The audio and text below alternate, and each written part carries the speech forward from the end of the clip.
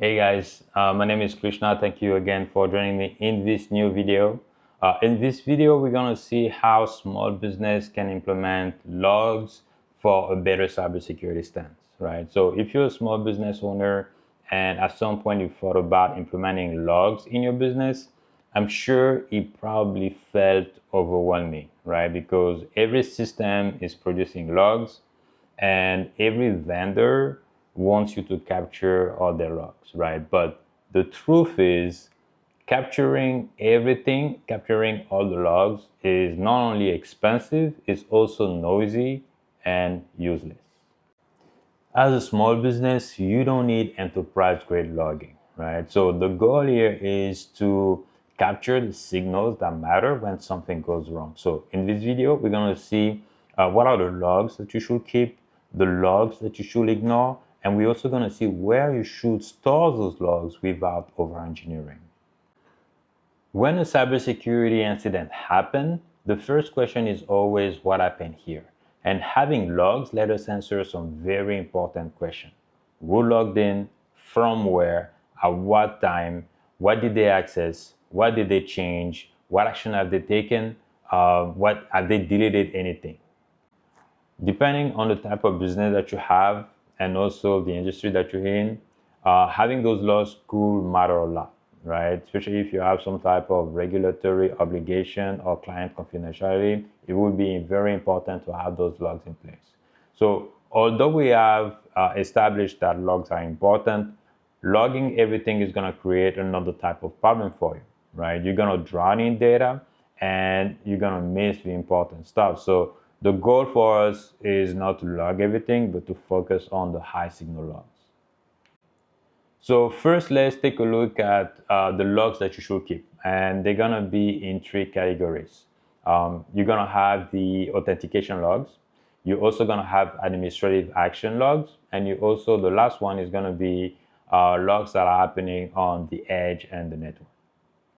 So let's take a look at the first category of logs that you should keep as a priority, which are going to be the authentication logs. And those are going to be the most important ones, primarily because most breaches, when they start with stolen credentials, right? That threat actors are going to recycle. So those logs let you know who accessed what and when. The actions that are going to fall within this category are going to be successful login, right? Fair login attempts, also password resets are going to fall in here. And probably the last one is going to be multi-factor authentication trigger challenges. There are going to be a little bit more action as well, but those are going to be the main ones that you really should keep your eye on for this category over here. As far as where those logs are going to be stored or kept, for the type of small business that we have here, which is a little bit more professional services, this is going to be the productivity platform, or again, cloud and identity management. And what I'm referring to here is going to be Microsoft 365 or Google Workspace, depending on what they have implemented. So the next category that we're going to look at for logs that you should keep, right, are going to be administrative action logs. And being an admin means you can do everything in your system. You can set security settings, you can create a user, you can delete user, you can create data, you can delete data, right? So the administrative actions logs are going to show you what has changed in your system that could impact your security. So in this category, the type of actions that we're going to see are going to be new users that have been created or even deleted, right? Privilege actions that have been privileged that have been changed, or security settings as well that have been changed. So this is what is going to follow over here. There is a few more actions, but those are going to be the main ones, right? And where you're going to find those logs are going to be the same platform that we did mention earlier, Microsoft 365 or Google Workspace. They have a way for you to retrieve any logs that are being performed by an admin, so you can quickly review those actions. So the next category that we're going to see for logs that you should keep your eye on is going to be edge and network traffic. So over here, you're gonna see block connections, VPN logging activity is gonna follow over here, bots as well, and even suspicious outbound traffic. And for those logs, I recommend that you rely on your edge platform. The one that I use, the one that I recommend for my clients is gonna be Cloudflare.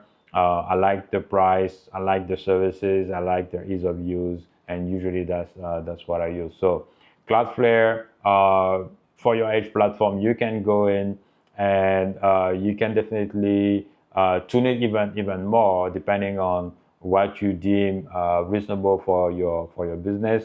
There are some places where you say, you know what, I don't do businesses there. I don't need to allow traffic from there, and you can easily do that in your edge platform. So after talking about the three categories that you should keep your eye on, a quick word about logs that you should ignore. This over here, we're gonna find system logs, application logs, debugging logs, scheduled tasks. All those you should definitely ignore. You should also ignore anything that doesn't really fall within the three categories that we have mentioned above, because they create a lot of data volume, but they don't really have a lot of security value in them. So just ignore those, ignore anything that doesn't fall within the three categories that we have mentioned earlier. So the third point in our video was to cover where you should store those logs. Before I get there for small business, let me discuss a little bit what other companies that are a little bit more security minded actually do, or bigger companies.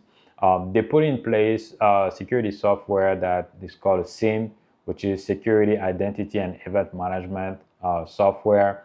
And that same software, what it allows them to do, it allows them to forward logs there from a given system to the SIEM system. They can export logs to the SIEM as well. And with the SIEM, they're able to either query some of the logs a lot very easily.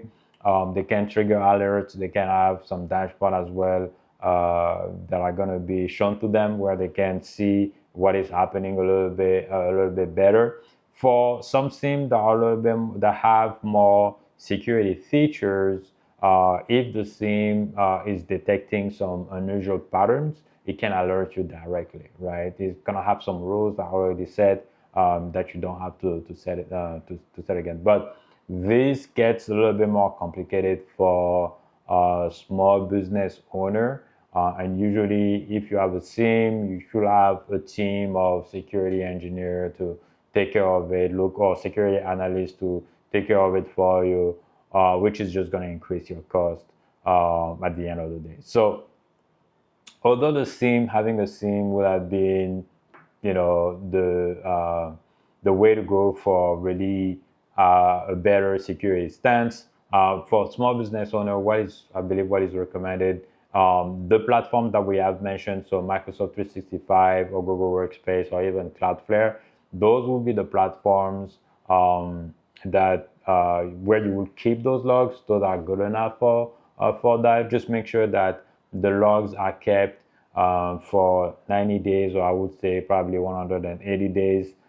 This would be the timeline that you should keep those logs.